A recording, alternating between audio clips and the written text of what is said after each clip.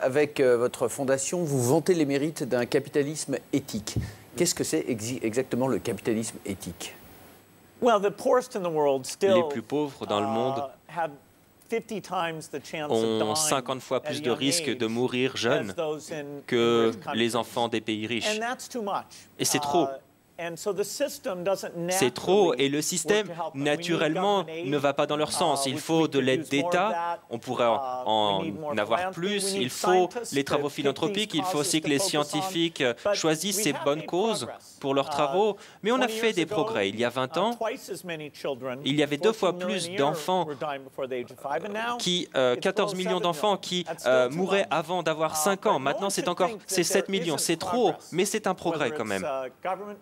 Et tout permet d'améliorer les choses, la générosité de l'État. La France a été un leader dans beaucoup de domaines. Et puis, il y a le progrès scientifique, tout ça. Ça nous permet de réduire la pauvreté, la mortalité infantile. Et on aide les gens à subvenir à leurs propres besoins parce qu'ils sont en bonne santé, ils pourront être éduqués et ils pourront créer les bases de la stabilité pour devenir plus riches, simplement. Mais souvent, dans les pays pauvres, ce que vous faites, quand vous allez les aider, vous réparez les dégâts du capitalisme, précisément. Non, je ne dirais pas ça. Le paludisme est en Afrique parce que c'est dans la région tropicale. En Afrique, la géographie est très difficile. Il y a beaucoup plus de maladies que dans n'importe quel autre endroit du monde. Il faut que la science compense ces désavantages. Le colonialisme a fait beaucoup de mal à ces pays. Certains en souffrent encore maintenant. Et puis, ils sont humains, après tout. En fin de compte, il y a cette idée égoïste que l'on ne veut pas qu'ils viennent déstabiliser nos propres pays.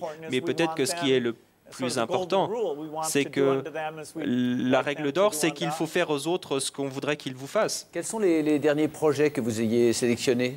Comment les sélectionnez-vous d'ailleurs? On étudie les conséquences.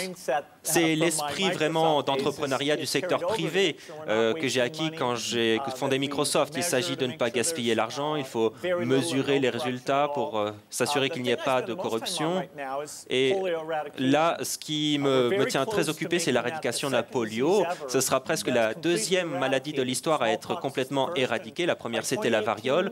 D'ici 2018, avec un peu de chance, on aura éradiqué la polio et une fois que ce sera fini, on passera au paludisme.